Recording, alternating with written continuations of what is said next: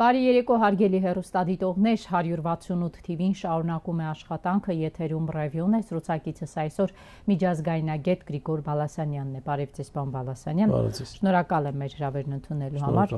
Պարոն Բալասանյան, անցյալ շաբաթվանից մեկնարկել է ազգային ժողովի հերթական քառօրյան, որը շարունակվում է առ այս պահը։ Հայաստանի ուժային կառույցների ղեկավարները ներկայացնում են իրենց տարեկան հաղորդումները, փորձում են հանրությանը բացատրել, թե իրենք մեկ տարվա կտրվածքով ինչ են արել։ Եվ ուշագրավ է, պարոն Բալասանյան, որ ԿՊԱ-ական բոլոր падգամավորները բոլոր ուժային կառույցներից պահանջում են ձերբակալել Ռոբերտ Քոչարյանին, Սերժ Սարգսյանին, պահանջում են մարտի 1-ի գործով նոր քննություն, պահանջում են հոկտեմբերի 27-ի գործով նոր բացահայտում։ Կարող ենք ասել, որ այն ԿՊԱ-ական իշխանությունը, որը հայ հասարակությանը խոստանում էր խաղաղության պայմանագիր, հիմա ընտրություններից մեկ տարի առաջ այդ հասարակությանը չի կարող մատուցել խաղաղության պայմանագրին մոտ գոնե մի թղթի կտոր, ստիպված անցել են նույն նախկին թեզերին, նախկիններ, կոռուպցիա, հոկտեմբերի 27, մարտի 1, սա է միակ ծախվող բանը ԿՊԱ-ականների համար։ Ես չի կապի միայն, գիտեք, խաղաղության պայմանագրի հետ։ Տնտեսության ճյուղերում մենք անկում ունենք եւ այդ անկումը գնալով ակնհայտ է դառնում, մենք ունենք ավիրված գյուղատնտեսություն եւ այդ առումով ոչինչ չկա զեկուցելու։ Ես կարծում եմ ընտրություններից առաջ միակ բանը, որ կասեն, որ ազատ գետի վրա վեդի հատվածում կառուցվեց վեդի ջրամբարը, դա լցնում են, չգիտենք ինչքան կլցնեն եւ արդյոք դա կաշխատի եւ չգիտեմ Թուրքիան արդյոք պահանջ չի ներկայացնի փակել դա, որովհետեւ մենք գիտենք, որ պղնձաձուլական գործարանը որոշեցին տեղափոխել, որովհետև դա ադրբեջանցիներին դուր չէր եկել։ Երևի ասում էին Արարատը փակում է, այդպես լավ չենք տեսնում, դրա համար տարեք ենք ում։ Հա, ոչ մի ոլորտում չկա առաջընթաց, որպեսզի զեկուցեն, որ այս ոլորտում ունենք հաջողություն։ Իսկ ընտրություններից առաջ բնականաբար պետք է ասֆալտն էլ արդեն չի աշխատում, որովհետև մեր ժողովուրդը արդեն հարմարվելով, տեսնելով, որ ասֆալտապատ ճանապարհներ են եւ այլն, հիմա արդեն ավելին է պահանջում, այսինքն ասում լավ, ասֆալտը հասկացանք։ Այդ եղավ 21 թվին ընտրություններին անցավ դա, բայց դու չես կարող անընդհատ ասֆալտի թեման տակ պահել։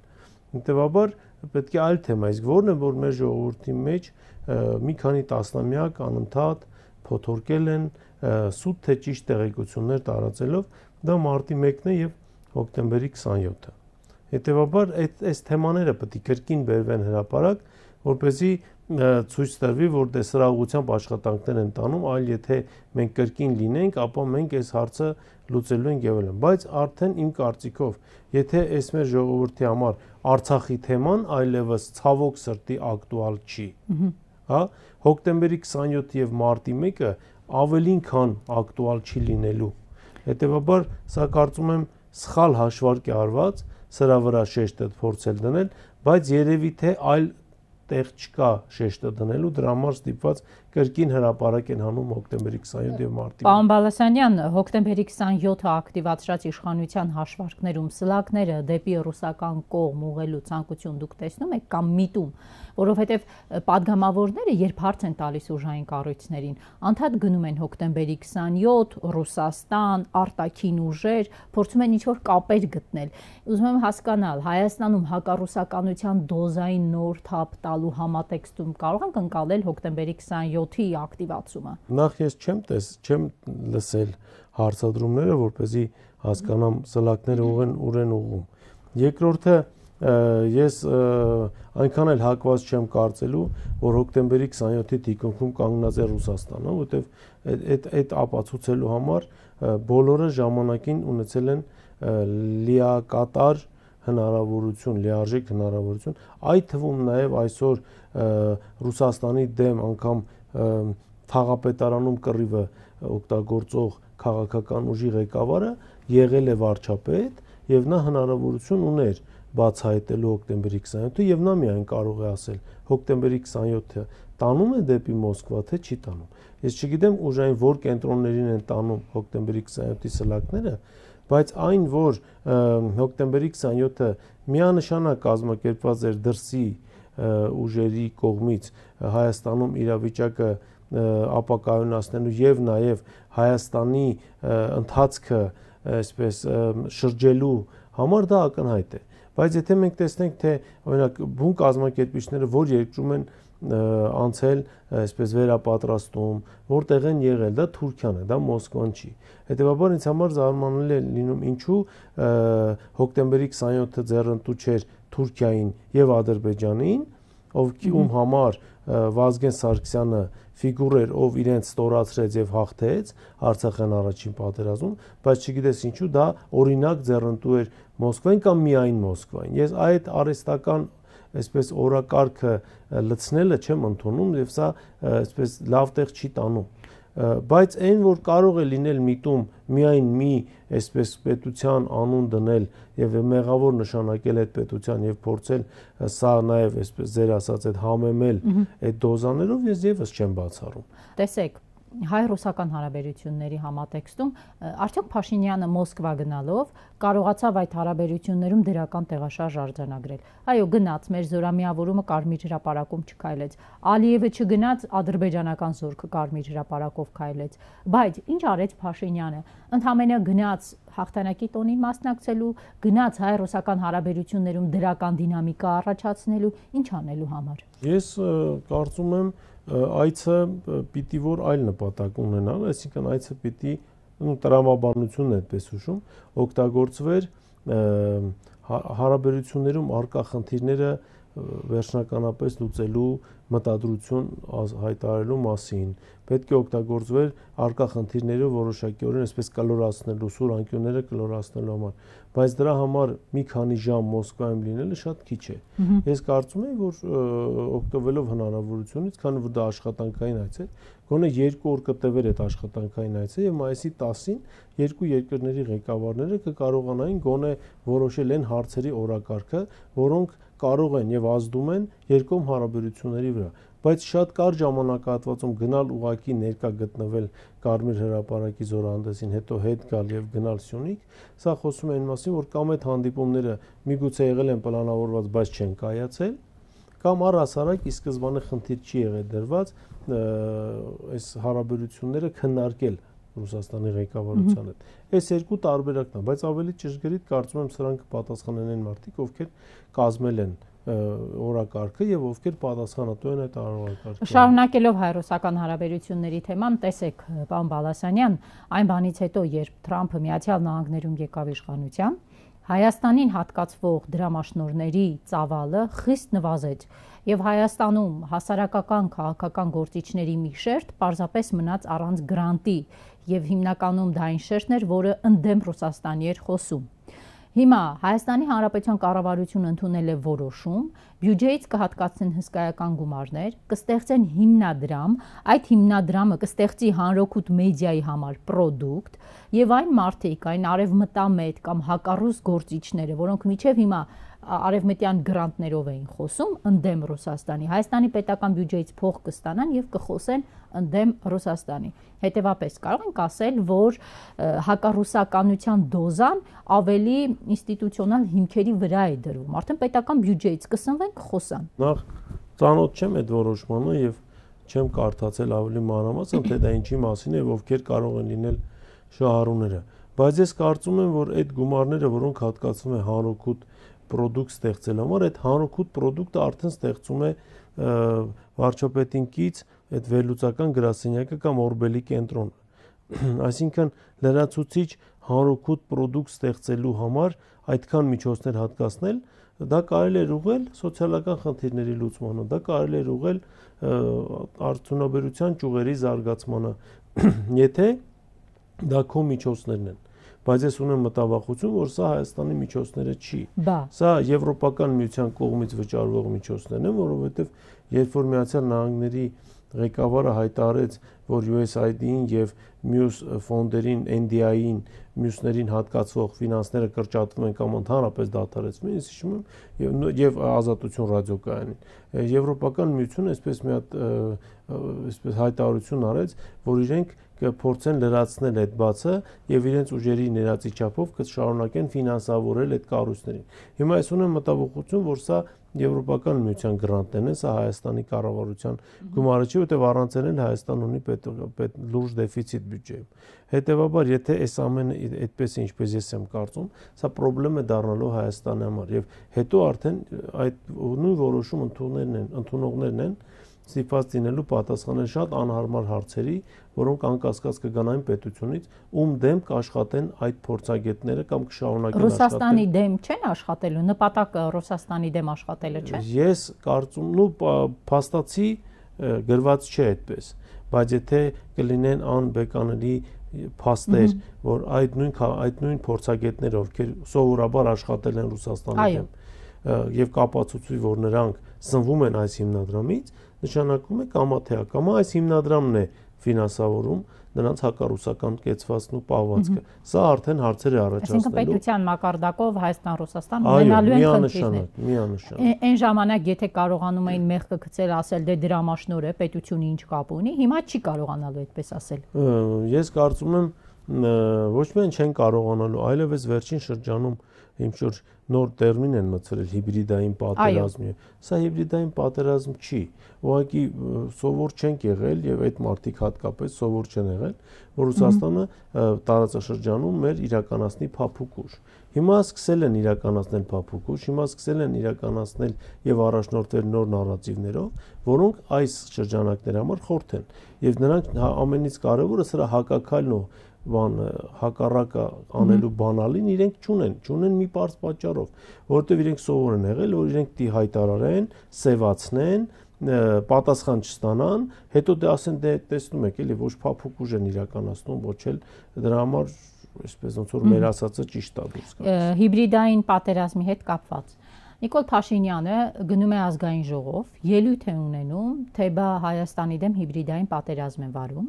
Փաշինյանի այդ ասածը մեկին մեկ նույնությամբ կրկնում են Փաշինյանի համար աշխատող, խոսացող գլուխները, այդ փորձագետ կոչվածները, որոնք տարբեր մեդիաներում անընդհատ գեներացնում են այդ թեզը, թե մեր դեմ հիբրիդային պատերազմ է գնում, եւ այդ փորձագետներից մեկը հետեւյալն է նաեւ ասում, պարոն Բալասանյան, ասում է Հայաստանի համար, ինչքան էլ առաջին հայացքից նոնսենս թվա, ավելի լավ է, որպեսզի ռուս-ուկրաինական հակամարտությունը գոնե չավարտվի այս պահին, որպեսզի Հայաստանը մանևրելու տեղ ունենա։ Այսինքն այս մարդիկ ասում են թող ռուսներ, ուկրաինացիներ զոհվեն, միայն թե Հայաստանը մանևրելու տեղ ունենա եւ ունենա առիթ խոսելու իր դեմ հիբրիդային պատերազմ ասվածի մասին։ Ինչքան ռուս-ուկրաինական պատերազմը շարունակվեց, այնքան Հայաստանի մանևրելու հնարավորությունը կչանալու է։ Որովհետեւ արդեն այս պահին հստակ կա որոշում Մոսկվա-Վաշինգտոն, որ այդ պատերազմը ոչ միայն պետք է ավարտվի, այլև այդ պատերազմը պետք է ավարտվի կարծես թե Մոսկվայի պայմաններով եւ Տրամպը դեմ չդնան։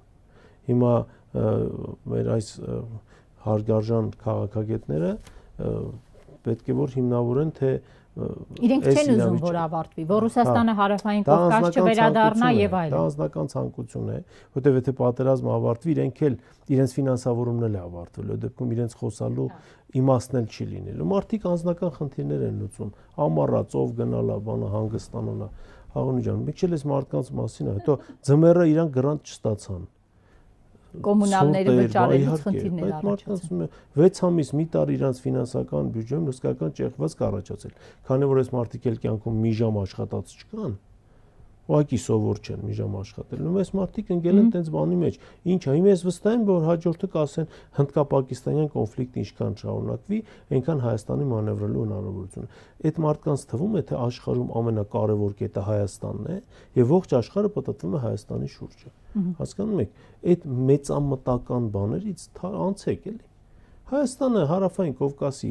եւ երկրագնդի փոքր պետություն է, որ փորձում է մեծերի կռիվներից օգտվել այնքանով, որքանով, բայց պետք է այնպես անի, որ հանկարծ դա իր ազգային շահին չվնասի։ Հիմա այս մարդիկ մի կողմ են դրել ազգային շահան, այդ հիբրիդային պատերազմին չեն ասում, դե որ մեր հասարակության մի մասն էլ, ով ասենք օրինակի համար հատկապես մարզերում հանրային հեռուստատեսություն է միայն նայում, որտեղ այլ ալիք չկա։ Հիմա իրենք էլ այդ բառը ոնաթաթ լսում են, ասում են այ մարդ ամեն ինչ անենք, հանկարծ պատերազմ չլինի։ Մարդիկ չգիտեն էլ հիբրիդային պատերազմը ո՞րն է, եւ ես շատ կուզենամ որ այս մարդիկ բացատրեն, ինչով է տարբերվում հիբրիդային պատերազմը փափուկ ուժից։ Եվ ինչով, այսինքն Մոսկվան ինչ է անում, ինչ օրինակ չի արել USAID-ին այսքան ժամանակ։ Իսկ այդ 270 միլիոն դոլարը, որ հատկացվել էր եւ նույն Տրամպի վարչակազմն է ասում, հակառուսականությունը Հայաստանում տարածելու համար բան, բա դրա մասին ինչի չեն ասում։ Դա հիբրիդային պատերազմ չէր մեր դաշնակցի դեմ, Հայաստանի տարածքում եւ Հայաստանի ձեռքով։ Թե դա ուղղակի այտենց սիրուն աչքերի համար տվել էին, տարին մեկ էլ հայերենով ամանոր կշնորհավորեն, մեկի կասենք, էս ինչ հրաշք երկիր է, սրանց նմանը չկա։ Գումարը տվել են, պատվիրել են նաև երաժշտությունը։ Հիմա այս մարդկանց պատվիրվել է, որ ամեն ինչ անեն, որ հայ-ռուսական հարաբերությունները այն ինչ որ մնացել է, դա էլ ընդհանրապես ավելում։ Բայց ես մի քանի անգամ եմ ասել, կա մի հատ անտեսանելի ձեռք, որտեղ Հայաստանը հեռու է պահում մաքսիմալ վտանգներից։ Որոնք են այդ մաքսիմալ վտանգները։ Պատերազմ։ Երբ ասում եք անտեսանելի ձեռք, եթե փորձենք դրանք տարածաշրջանային պետություններն են, որոնք շահագրգռված չեն Զանգեզուրի միջանցքի բացմամբ։ Մեզ 5 տարի թունավորել են, որ Զանգեզուրի միջանցքի բացումը ձեռնտու է Մոսկվային։ Բայց հետո հանկարծ Ուրսուլա ֆոն դեր Լայենն ասում է մեր համար քրեթիկական նշանակություն ունի Զանգեզուրի միջանցքը բացվելը։ Միֆը պայթեց։ Եվ այդ միֆի մեջ պայթեց նաև խաղաղության պայմանագրի խաղաղարար լինելը։ Ու այս կոնտեքստում արդեն հիմա ինչ պիտի անեն։ Զանգեզուրի հետ կապված, Սյունիքի հայկական պահելու հետ կապված, կարծես թե չաշխատեց այդ թեզը, որ Մոսկվան է շահագրգռված, որ Սյունիքը հանձնի Ադրբեջանին։ Չաշխատեց, մեկ, երկրորդ։ Չաշխատեց այն թեզը, թե Մոսկվան շահագրգռված է, որպեսզի ճանապարհները լինեն իր վերահսկողության տակ։ Այդ թեզն է չաշխատեց։ Ստեյության։ Բայց նոյեմբերի 9-րդ կետը շարունակում է պնդել Մոսկվան։ Շարունակում է պնդել Մոսկվան, բայց այնտեղ ճանապարհների իր վերահսկողության տակ լինելու մասին ոչ մի բան չկա գրած։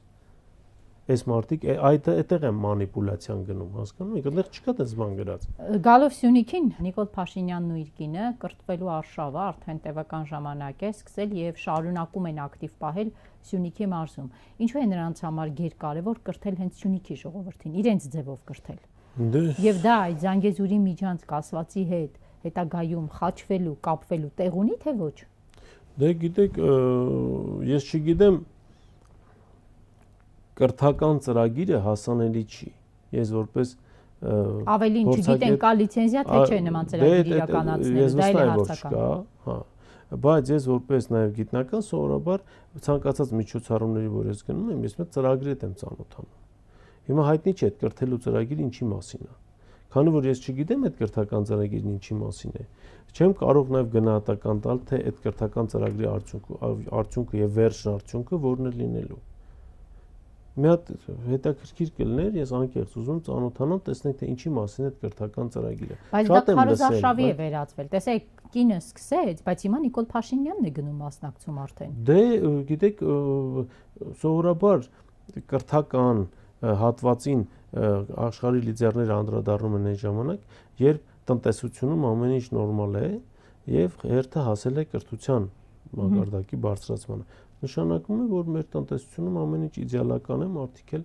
ինքան ազատ ժամանակ ունեն, որ կարող են այդ ժամանակից տրամադրել։ Օրինակ, նույն Զանգեզուրում լիքը խնդիրներ կա, Սյունիքում լիքը խնդիրներ կա աշխատատեղերի ստեղծման հետ կապված։ Մենք միշտ սովոր ենք եղել, որ Սյունիքը դա մեն Զանգեզուրի պղնձամոլիբդենային գործարան է, ոչ։ Կապան էին հասել, մի քիչ քայլեին, հարց բարձրացնեին, օրինակ այդ մեղրու ազատ տնտեսական գոտին ինչ է։ Մնաց օդից կախված։ Հա, ինչ եղավ այդ մեղրու ազատ տնտեսական գոտին։ Ինչու չի աշխատում։ Ինչ քայլեր է ձեռնարկում Գորիս Կապան ավտոճանապարհի անվտանգությունը, մակարդակը բարձրացնելու եւ հին ճանապարհը շահագործելու համար։ Մի քանի անգամ եմ ասել, ձեր եթերում եմ ասել այդ մասին։ Առաջարկել եմ նաեւ կոնկրետ լուծում, որ կարելի է այդ ամեն ինչը շրջանցել ուղղակի այդ ադրբեջանական հենակետը բլոկով փակել, կողքի ճանապարհը լայնացնել եւ ադրբեջանցիները չեն ասում, չէ՞, սաղ ճանապարհը մերն է։ Ադրբեջանցիներն ասում են գծանշումից աջ կողմն է մեր, բացախը։ Բացախնում նա։ Իսկ այդ հարցերը կարելի էր բարձրացնել։ Սիսիանում մի հատ արտադրական գործարան մտածել, կառուցել, մարդկանց աշխատատեղերով ապահովել, դատարկվում է սահմանամերձ շրջանը։ Դրա մասին է պետք մտածել։ Դատարկվող շրջանին կրթելը դա արդեն դառնում է անիմաստ։ Դուք այն կարծիքին եք, որ Սյունիքը դատարկվում է, որովհետև ինչ են ասում ԿՊԱ-ականները, որ Օրինակ ենք վերցնում Տավուշից, Կիրանցից, մարդիկ այնտեղ ապրում են։ Դե թող գնան Սյունիք, չգնան միայն պղնձամոլիբդենային գործարանի շուրջը կանգնեն նկարվեն, թող գնան Մեղրու տարածաշրջանի գյուղեր, թող գնան Սիսիանի տարածաշրջանի գյուղեր։ Տեսեն այդ գյուղերում քանի մարդ է ապրում։ Ոնց են այդ մարդիկ ապրում առհասարակ։ Ինչ տուրիստական հնարավորություններ ունեն այդ գյուղերը, որ կարելի է զարգացնել։ Նույն Սիսիանի տարածաշրջան հսկայական տուրիստական հնարավորություններ ունեն, այնտեղ եւ տաք ջրեր կան, եւ պատմամշակութային լուրջ արժեք ներկայացնող պատմական հուշարձաններ կան, եւ անմահական սառը ջուր կա, որևէ այլ տարածաշրջան չունի։ Կրակոցները այդ ուղղությամբ են։ Ադրբեջանական կողմը կրակոցների արձակում, ինչպես կարող ենք խոսել туриզմի մասին հիմա։ Դե Սիսիանի տարածաշրջանի վրա չեն կրակում։ Ես պատահական չեմ ասում։ Լավ, այն հատվածը, որտեղ կրակում են, հասկացանք, բա այս հատվածը ինչ է արվում այդ տարածաշրջանը զարգացնելու, Վայոց ձորը զարգացնելով, ոչինչ բան։ Դրա փոխարեն այսպես արվում են քայլեր, որոնք 5-րդական, 7-րդական նշանակություն ունեն։ Զարգացումը հնարավոր է, երբ սահմանագծում սահմանազատումը նույն Տավուշի սցենարով իրենք անեն ավարտին հասցնեն։ Միջև այդ զարգացման մասին կարող է խոսք լինել։ Դե 30 տարի նշանակում է այդ տեղ պետք է ընդհանրապես մարդ չմնար։ Բայց զարգացել է, չէ՞։ Այսինքն աշխատատեղեր եղել են, հնարավորությունները եղել են, ավելացնեիք այդ հնարավորությունները։ Բայց եթե այն ժամանակ Թշնամին գտնում էր Սյունիքից 200 կիլոմետր հեռավորության վրա, հիմա Սյունիքից գտնում է 200 մետր հեռավորության վրա։ Տարբերություն կա ըստեյության։ Ռուսական կողմը հյուպատոսություն բացեց։ Դա իրավիճակ կփոխի այնտեղ թե ոչ։ Ես կարծում եմ սրանով Սյունիքի անվտանգության մակարդակը 1 աստիճանով կբարձրանա։ Իհարկե դա կարող է դուր չգալ մեր որոշ փորձագետների։ Օրինակ Ֆրանսիան այնտեղ բացեց, դե Ֆրանսիան գիտեք, Սյունիքում լուրջ պատմություն կա ֆրանսիական համայնքի բանի հետ կապված, էլի։ Հեգնանքով է։ Այո, իհարկե, Բոնապարտից սկսած այնտեղ ֆրանսիացիները դրա համար կարևոր է Ֆրանսիայի, ու ոչ մեկ չհարցրեց, գիտեք, Ֆրանսիան ի՞նչ կապ ունի։ Ես օրինակ սպասում էի Նոր Զելանդիան ավելի հեշտությամբ տվեց։ Այո, Նոր Զելանդիան կբերի կբացի հյուպատոսություն, Լեհաստանը, այդպես դուր Էստոնիան, Լատվիան, իհարկե։ Իհարկե, իսկ որ բացվել է նշանակում է հնարավորություն չի եղել մերժելու։ Այսինքն ռուսական զորքը Սյունիքից դուրս եկավ, բայց հյուպատոսություն բացվեց, այսինքն փափուկ ուժով փոխարինվեց։ Ես կարծում եմ այո, բայց հյուպատոսությունը պաշտպանելու համար էլ Աստված մի արած եթե խնդիր լինի, այնտեղ կհայտնվեն համապատասխան զորքերը եւ հյուպատոսությունը եւ հյուպատոսության ենթակայության տակ գտնվող մարզը պաշտպանելու համար։ Իսկ ընդհանուր եթե փորձենք հասկանալ ինչ է տեղի ունենում հայ-ադրբեջանական այդ խաղաղության պայմանագիր ասվածի համատեքստում, պարոն Բալասանյան կհամաձայնեք իմ այն դիտարկման հետ, որ մի տեսակ փակուղային վիճակ է, ոչ մի բան խոշոր հաշվով տեղի չունենում։ Մենք չենք տեսնում Փաշինյան-Ալիև հանդիպումներ, չենք տեսնում արտգործնախարարների մակարդակով հանդիպումներ։ Իհարկե Եռաբլոնում օրերս Արարատ Միրզյանը ասաց համբերություն ունեցեք, հնարավոր է շուտով լավ լուրեր ունենանք, բայց Արարատ Միրզյանի ասաց այդ լավ լուրի սպասելիքից հետո Բայրամով նորից խոսեց եւ ասաց սահմանադրությունը կփոխեք, Մինսկի խումբը կլուծարեք, նոր կգաք խաղաղության պայմանագրի հետևից։ Չէ, Բայրամովը մի բան էլ առաջարկի, պահանջ։ Քրեական օրենսգիրքը պետք է փոփոխության ենթարկվի։ Ես դա չէի նկատել։ Բա որ դրոշը վառել էին,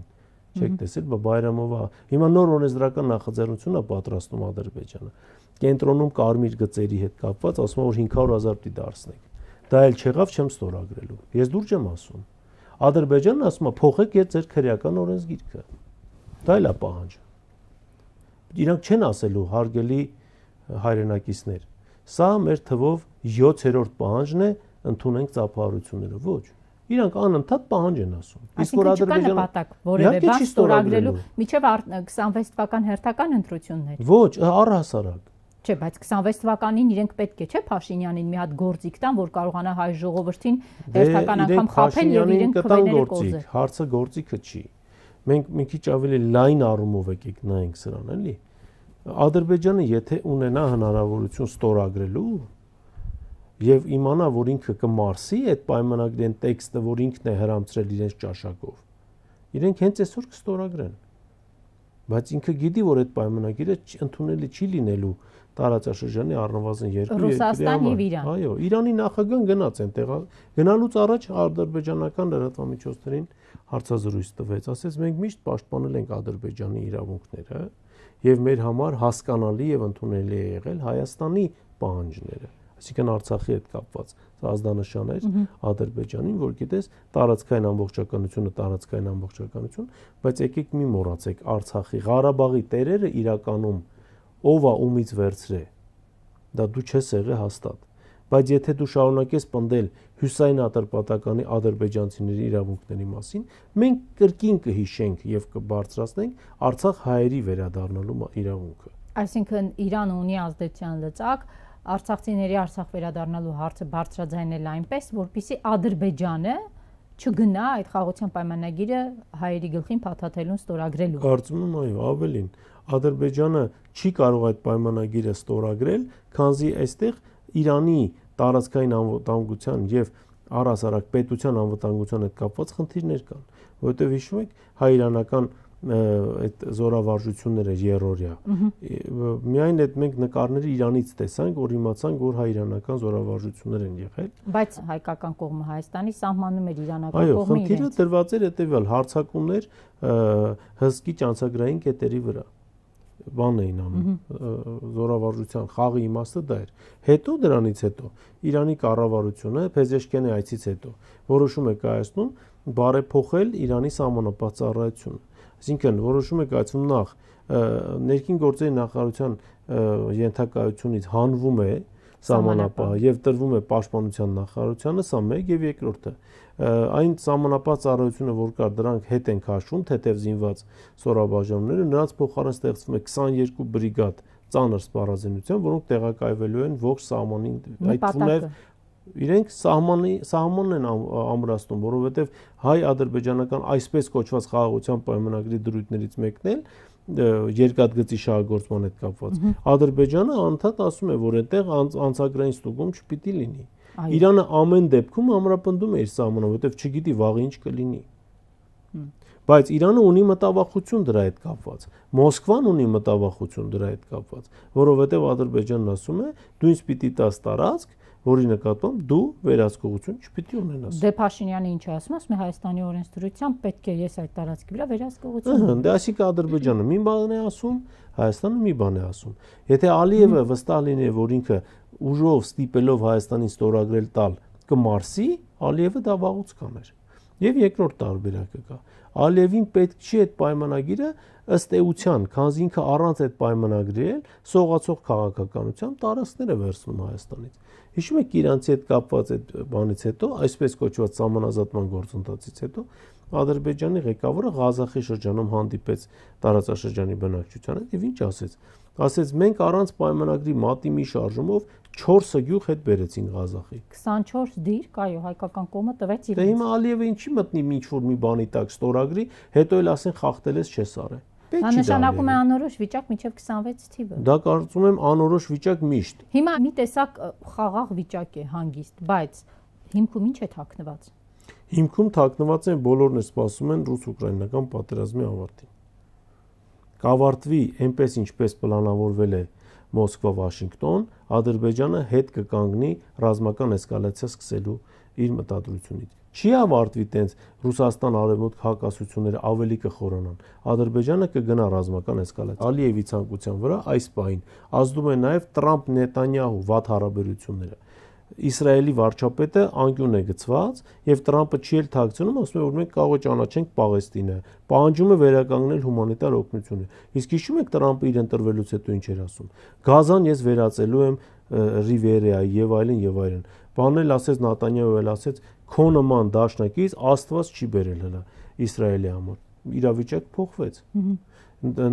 Տրամփին իր ադմինիստրացիայում նաև հասկացրեցին, որ միանձնյա Նետանյահուին աջակցելը բերելու է նրան, որ մերձավոր արևելյան քո դաշնակիցները քեզանից երես են թեքելու։ Իսկ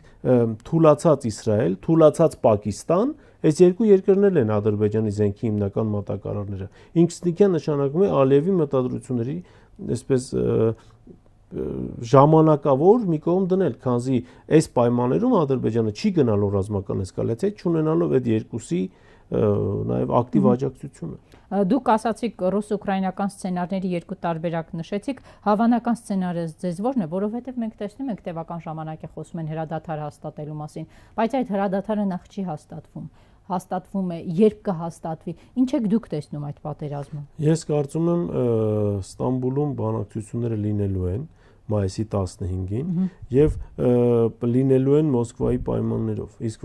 այդ Մոսկվայի պայմանները իմիջիալից ընդունել են կապիտուլյացիան։ Ոչ, Մոսկվան երբեք նման բան չի ասել։ Մոսկվան ասում է հետեւյալը. եկեք մի հատ հասկանանք, թե որոնք են եղել են պատճառները, որի արդյունքում եղավ այս կոնֆլիկտը։ Եվ Տրամպն էլ հիշում եք ինչ էր ասում էր, եթե ես լինեի նախագահ այդ ժամանակ, ես թույլ չէի տա ռազմական կոնֆլիկտ, որովհետև Ռուսաստանի պահանջները մեր համար հասկանալի էին։ Ռուսաստանը ասում է ՆԱՏՕ չպիտի մտնես, պիտի հայտարարես քո ճեզոքության մասին, քո տարածքում չպիտի լինեն ՆԱՏՕ-ի որևէ ռազմական ներկայացվածություն, տրանզիտը, գազի տրանզիտ անխափան պիտի ապահովվի, ռուսալեզու բնակչության իրավունքները պիտի պաշտպանվի, սրանք են 5 հիմնական կետերը։ Դա ստացվեց Ուկրաինան վերածվում է մի հատ չեզոք անատան պետության։ Ուկրաինական հումքն էլ, հանքերն էլ տրված են Միացյալ Նահանգների շահագործում։ Տեսեք, այդ հումքի հետ կապված այստեղ բավականին խորամանկ իրավիճակ է եւ հետաքրքիր իրավիճակ է ստացվում։ Եթե դուք նկատում եք, հենց Գերագույն Ռադան հայտարարեց պայմանագիրը վավերացնելու մասին, առաջ եկավ Ստամբուլյան հանդիպումը։ Այդ հանքերի մի մասը արդեն գտնվում է ռուսական հսկողության տակ։ Հա։ Տրամպին պետք է այս բանը, որպեսզի իրենք սկսեն այդ հանքերը շահագործել համատեղ։ Ռուսների հետ։ Այո, Տրամպը բիզնեսմեն է, Տրամպը արագ հետ պետք է ստանա այդ փողերը։ Իհարկե, ես վստահ եմ, որ այդ փողերի մի մասը արդեն տրվել է Տրամպին, իհաշիվ ռուսական սառեցված ակտիվների։ Չնայած այդ մասին չեն բարձրաձայնում, բայց Մակրոնի այսպես ռեպլիկը լրատվամիջոցներին արդեն խոսում են մասին, որ Տրամպից կա հրահանգ այդ միջոցներին չկպնել։ Որտեվ Մակրոնին, որ հարցեցին, բայց այդ միջոցներին չեք օգտագործում, ասեց դրանք միջազգային իրավունքի խախտում կարող են լինել, առանց դատարանի որոշման մենք դա չենք կարողանալ։ Կահարանք, այսինքն այդ 300 միլիարդ արդեն տրվել է Միացյալ Նահանգներին։ Ինչու Ստամբուլը ընտրվեց բանակցությունների համար։ Դե